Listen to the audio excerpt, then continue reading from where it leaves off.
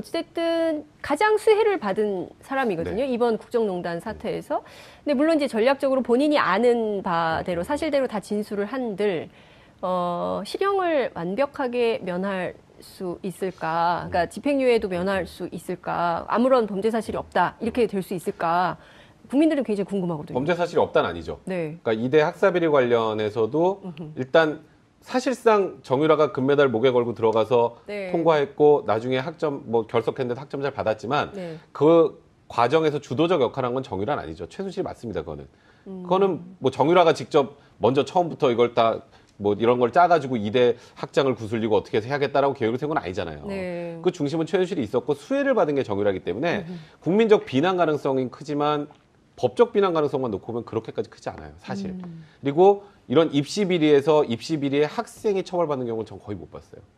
대부분 부모들이 처벌을 받죠. 학사 비리에서는 네, 생각해 보시면 학생은 제적되는 게 최상이에요. 뭐 처벌을 받는 경우 많이 없는데 여기에는 그래도 어느 정도 국민적 비난 가능성까지 결합이 돼서 네. 법적 책임까지 지우려고 하는 거예요. 이거는 두 번째 이 뇌물수수 네. 관련 부분이나 말세탁 범죄 수익 은닉에 관한 부분도 주도적인 역할이 최순실이 했다는 건 다 짐작이 가능한 부분이에요. 정유라가 뭘 얼마나 대단해서 삼성과 직접 협상을 하고 하겠습니까? 결국 최순실이 주도적 역할을 했는데 네. 수익자가 정유라니 너 이거 다 알고도 묵인했으니까 너 이거 처벌받아야 돼 라고 지금 하고 있는 거거든요. 근데 지금 이번에 진술한 걸 쭉 들어보면 결국 엄마가 다 한 거예요. 그렇죠. 엄마가 삼성 임원들 다 만나서 말세탁 관련돼도 얘기했고 엄마 나 이 말 계속 타도 돼? 그거 삼성에서 해준 거니까 네가 계속 네 것처럼 타면 돼. 네 알겠습니다. 그럼 비난 가능성이 얼마나 큰가요? 그럼 이러면 실형 선고될 가능성이 네. 일단 변호사 입장에서 보면 거의 없습니다. 저는 이익으로 접근했다고 지금 생각을 하고 있는 거예요. 예. 박 선생님, 저기, 정유라 씨가, 은닉 재산, 지금 이제 최순실 재산, 독일에 있는 최순실 재산 환수를 위한 특별법 제정, 이런 관련해서 이제 국회 논의가 활발하게 진행이 좀 되고 있기도 한데요. 한편으로는 정유라가 돈을 지키기 위해서, 우리 집 재산을 지키기 위해서 그런 거다. 네. 이런 얘기도 있어요. 그러니까 이제 너무 비상식적인 일이 일어났기 때문에 네. 정말 여러 가지 생각해 보게 되는 거죠, 대중들은. 네. 그런데 아이 얘기는 이제 제가 했습니다만 또 어떤 분들은 뭔가 빨간 금고를 비롯한 그러니까요. 그 유럽의 전역에 숨겨져 어디가 있는 거야, 어디가 있는 그러니까 어디가 있는지 모르는 예. 그 돈은 사실상 네. 최순실하고 정유라하고 둘 정도밖에 모른다고 쳤을 때 네. 최순실은 어차피 이제 실형을 면하기는 어려울 것 같으면 네. 그냥 최순실은 그냥 이거를 감당하게 하고 나라도 살아남아서 유럽으로 언젠가는 가서 이 돈을 관리해야겠다라는 네. 생각을 했을 가능성도 배제할 수는 없을 것 같아요. 근데 이제 그럼에도 불구하고 또 납득은 안 되죠. 도대체 얼마나 어디에 있길래 이렇게까지 엄마를 평생 감옥에서 썩게 하면서까지 그 돈이 지키고 싶을까? 그리고 만약에 어차피 지금 변호사님 얘기하셨듯이 굉장히 실형을 오래 받지 않을 정유라가 네. 그 돈을 지키는 걸 꼭 지금 했어야 됐을까? 나중에 한 1, 2년 후에도 했을 수 있었는데 이런 질문들이 나오기 때문에 그런 합리적인 의심은 당연히 드는데 거기에 대해서 그래 그랬을 거야 라는 어떤 만족은 좀 떨어지는 것 같습니다. 네. 굉장히 궁금해요. 그 심리가 어떤 건지 직접 미스테리합니다. 만나서 정말 인터뷰를 한 4시간 정도 해보고 싶은데 어제 재판에서 네. 정유라 씨가 4시간을 얘기를 했어요. 네. 핵심 쟁점이 어떤 거예요? 쟁점이라고 보면은 그동안에 네, 삼성 측과 최순실 측이 부인했던 것을 모두 인정한 것이 네. 가장 크지 않나. 구체적인 제목이 아마 변호사님께서 잘 아시겠지만 일단은 삼성 측에서 말을 제공을 했고 그거를 최순실이 네 말처럼 생각하고 타라. 이렇게 얘기를 했다는 거고요. 네. 그다음에 또 삼성과 돈을 주고 받았던 이제 코어 스포츠가 사실상 최순실의 회사라는 점 인정하고 자신이 그 회사에서 이제 돈을 650만 원씩 매달 받았다는 거 아닙니까? 네. 또 그런 것도 있었고요. 또 승마 지원이 삼성 측에서는 정유라 씨를 비롯해서 6명 중에 1명 지원한 것 뿐이다 이렇게 네. 얘기를 했는데 사실상 왜 나만 지원받냐 이렇게 정유라 씨가 물었을 때 최순실 씨가 화를 냈다거나 또 그런 것들도 좀 있었고 네. 그다음에 또 말세탁과 관련해서도 삼성이 모를 리가 없다. 네, 또 안드레아스 당시 정유라 씨 독일 승마 코치가 네. 또 삼성에서 돈이 들어와야 되는데 왜 안 들어오지? 이런 얘기도 했다. 그런 식들의 증언들이 가장 주요하게 언론에서 보도가 되는 것 같습니다. 지금 정 기자님 정리해 주신 쟁점들만 살펴보면 이후에 있을 재판 과정에서 삼성과 그야말로 최순실 씨에게 굉장히 악재가 되면서 이 재판이 그 변호인들 입장에서 보면 상당히 스텝이 꼬일. 엄청나게 카운터 펀치를 맞은 건 사실입니다. 그런데 네. 아직 유죄 판결 단정하기 힘들어요. 그렇습니까? 그러니까 우리는 야 이제 삼성에서 돈 준 거, 뭐 네. 말 준 거, 말 얘가 탄 거 다 네. 확인됐으니까 이제 유죄다라고 생각하지만 네. 뇌물죄는 네. 돈을 준 것까지만 입증하면 되는 게 아니라 그다음에 이게 대가성, 또 직무 관련성 이런 부분이 인정이 돼야 되잖아요. 네. 거기서 핵심은 삼성의 경영권 승계 과정을 대가로 이 말하고 돈을 지원해 줬다는데 네. 그 다음 단계는 또 있죠. 박근혜 전 대통령과 최순실이 경제 공동체까지 인정이 돼야 그래야 이제 유죄 판결이 나오는 거예요.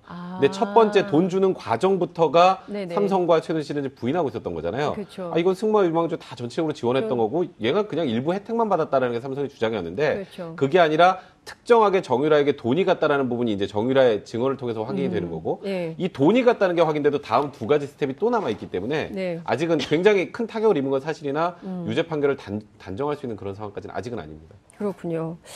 근데 어찌됐든 뇌물죄와 관련해서는 준 사람, 받은 사람 다 처벌을 받게 되는 건데요. 그렇다면 정유라의 경우에도 뇌물을 수수한 혐의가 인정된다고 볼 수 있지 않을까요? 뇌물수수의 공범까지 가는 게 이제 정유라 네. 입장에서 최악인데요. 최악. 예. 실제로 돈을 받은 게 최순실이고 그거를 사용한 게 정유라라면 예. 돈을 받은 사람은 그냥 정유라가 아닌 최순실로 보게 됩니다. 근데 그 부분은 문제가 아닌데 네. 이제 그 이후에 말 세탁하는 과정에서 정유라가 적극적으로 개입을 했다면 그렇죠. 이제 범죄 수익금 은닉하고 하는 부분에 대해서 공범으로 볼 여지가 있었으나 네. 어제 정유라의 진술 여기에 굉장히 중요한 부분이 나와요.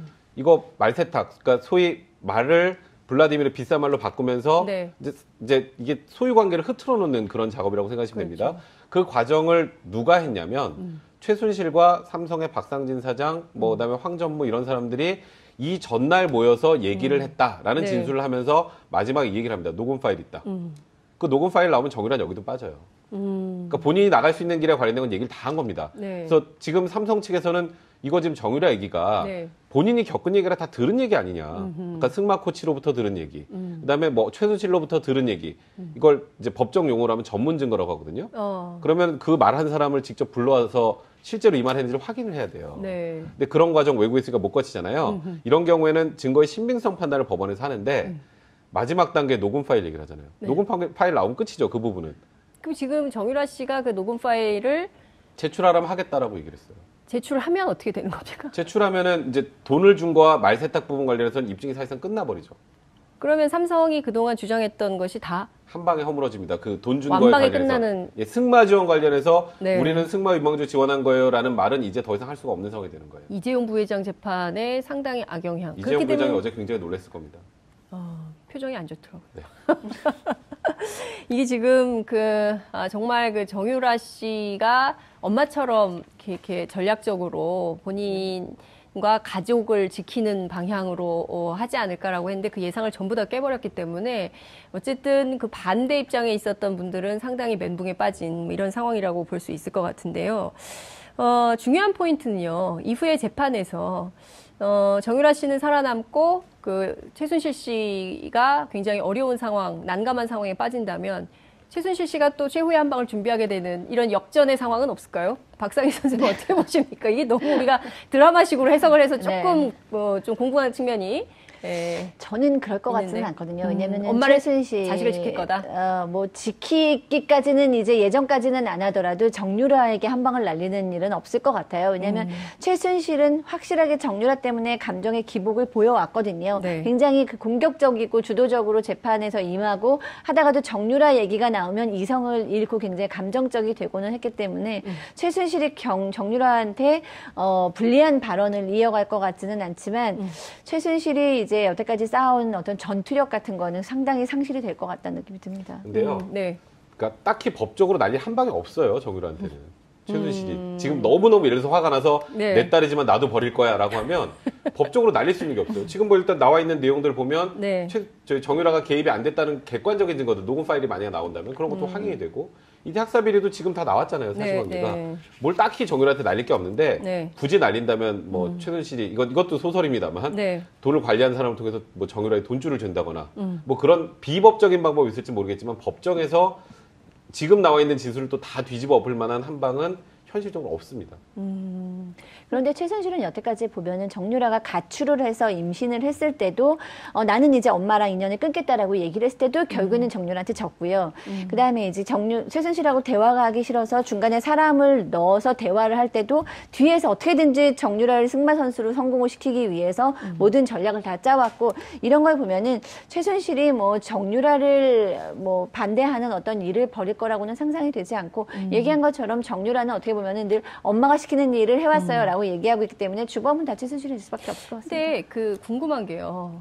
녹음을 했다는 거잖아요. 네. 그때 녹음은 어떤 상황에 대비해서 정유라 씨가 녹음을 했던 것일까요? 그러니까 그때 뭐 녹음을 하는 심리 상태는 뭐라고 그러니까 봐야 저는 될까요? 정유라라는 인물에 대해서 깜짝깜짝 놀라요. 맨 처음에 공항에 들어왔을 때 정유라가 얘기를 할 때는 기대가 있었어요. 아, 럭비공 같았다니까 뭔가 실수로 얘기를 할 거야. 실수가 나오면 뭔가 한 방에 나올 그런 거야. 얘기가 그런데 언론사 기자들도 많이 많았죠. 했겠죠. 근데 네. 실수 없었죠. 중간에 입 다물었습니다. 네. 뭔가 약간 그 20대 풋풋한 아무것도 몰라요라는 젊은이 코스프레 했잖아요. 모자 쓰고 맨날 티셔츠 입고 엄마가 시켰어요. 저는 모릅니다.